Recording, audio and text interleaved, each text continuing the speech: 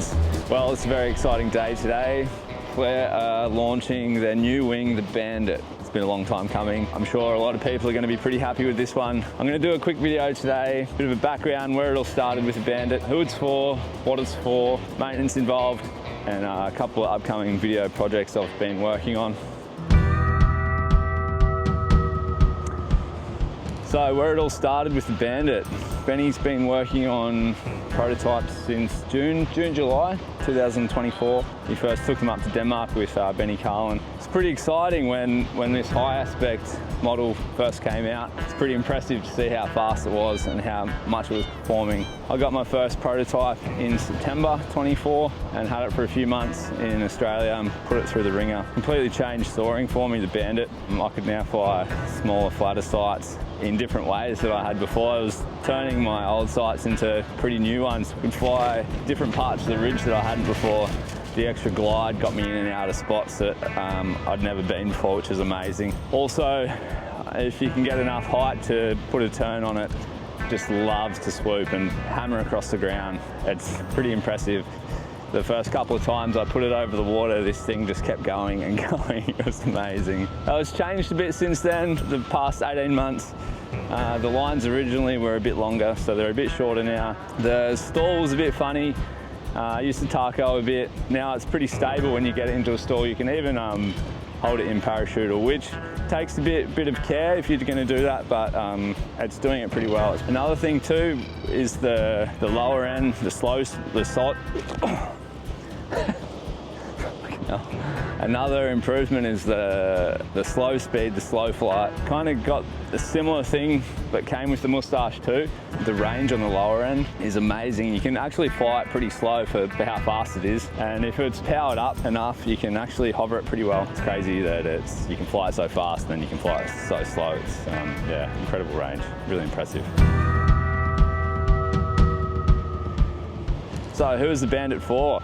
Bandit's definitely for people with a bit more experience and time under a wing. It takes a bit more to get it up off the ground and to fly it flat and stable, and it's a lot faster. So you put it on a small site and it makes it even smaller, you know. It's just tear around the place. So I'd say it's not a wing for beginners. Do a season or two on a Moustache and you're going to feel right at home on the Bandit.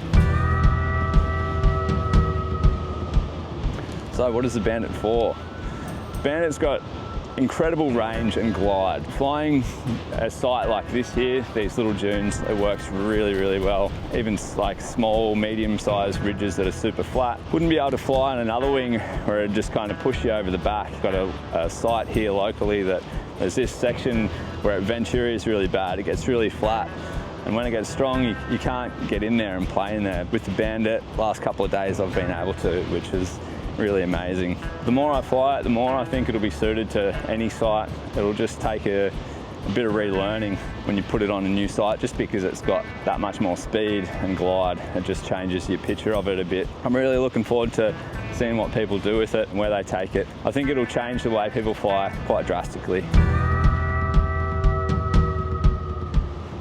So maintenance, the Bandit needs a bit more care than the Moustache. The Moustache, you can kind of just chuck it in the bag and it's okay. The Bandit has nitinol rods, which hold a little bit of memory, so when we're packing them, we need to give it a bit more care. Keeping all the nose up the one end in the concertina bag and making sure it's folded nice. The Kevlar lines are unsheathed and they can be a bit of a pain in the ass. So when you're setting up, especially when it's strong, you need to put a bit more time and energy into keeping it clean when it comes up. We all know now, after flying Parakites for a few years, that when they come up with a cravat, especially when you're powered, it can be pretty nasty. Spending a bit more time, especially when it's strong, getting a nice clean launch is going to be in your favour.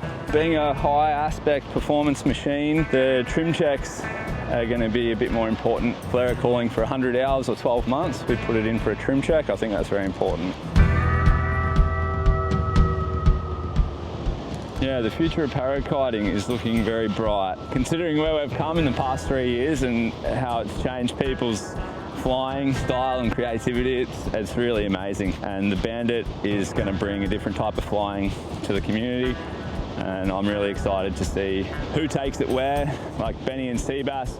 Seabass is nearly doing full loops on the coast with one turn. which is just fucking mind-blowing. Really excited to see what Leo's been doing with it over in Brazil. Can't wait to see Gabe shred it around June in France. Very exciting times for the soaring community. So I've got a couple of video projects I've been working on, having the Bandit back in Australia for a little bit. I did a dune comparison video where I flew the Bandit 19 and the Moustache 18 and 22 on this dune here. So I had one session, I flew all three sizes and did a bit of a comparison. That was pretty interesting. Yesterday, I took the Bandit 19 out to Flare Island, which is 20 k's offshore, down that way. And we did a little video out there, P and I. This site is really unique. It's a 100-meter ridge, but the top of it's super flat and it's peppered with these little bushes. I've flown out there a little bit with the Moustache and for sure it's amazing, but with the Bandit and the extra glide and speed, I could really fly into areas of the ridge that I hadn't before, like kind of over the lee side and get in and back out of it. It's amazing, pretty cool visuals. So I've got two coming up. I'll get it down to Rainbow Beach over the next couple of weeks and put it through the ringer down there and see what we can come up with. I think it'll really love flying on a big open sandy bowl. So yeah, that'll be it for this one. Thanks for watching and I'll see you next time.